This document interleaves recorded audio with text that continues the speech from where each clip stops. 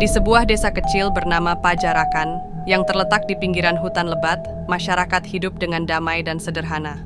Namun, desa itu memiliki legenda yang kelam, sebuah cerita yang diturunkan dari generasi ke generasi tentang siluman ular yang menghuni hutan tersebut.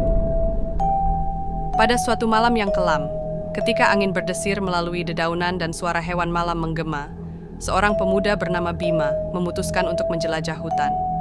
Dia adalah seorang pemburu yang berani, selalu tertarik pada kisah-kisah misterius dan penuh tantangan. Malam itu, Bima tidak menyadari bahwa keberaniannya akan membawa dia ke dalam kegelapan yang belum pernah dia bayangkan. Bima berjalan dengan hati-hati melalui hutan, ditemani hanya oleh obor kecil dan pisau belati. Suara ranting yang patah membuatnya berhenti. Di balik kegelapan, matanya menangkap kilatan yang aneh. Dia mendekat dan melihat sesuatu yang mengerikan. Sebuah ular raksasa dengan mata merah menyala menatapnya.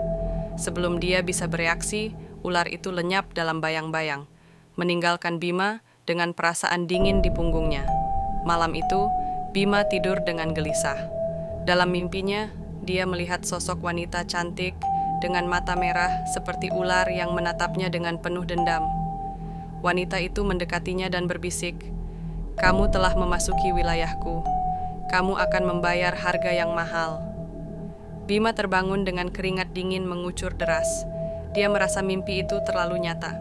Keesokan harinya, Bima menceritakan pengalamannya kepada para tetua desa.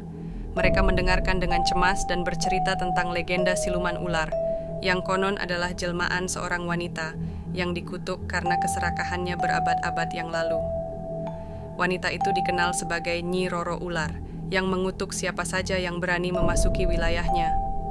Sejak pertemuan Bima dengan siluman ular, desa Pajarakan mengalami serangkaian kejadian aneh.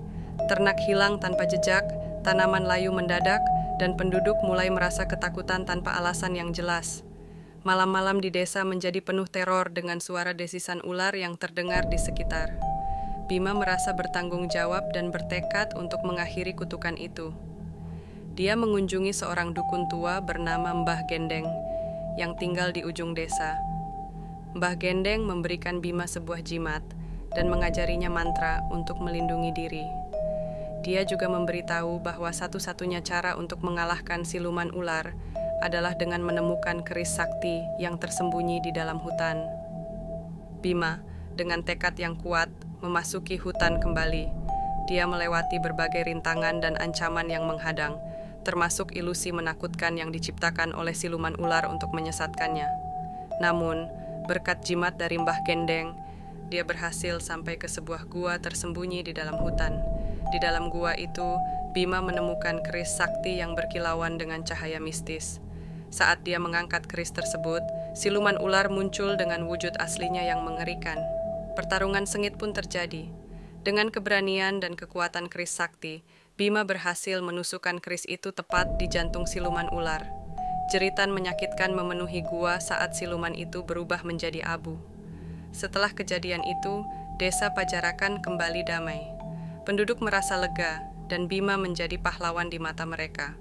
Meskipun demikian, hutan tetap menjadi tempat yang dihormati dan dijaga, karena legenda siluman ular akan selalu menjadi bagian dari sejarah mereka.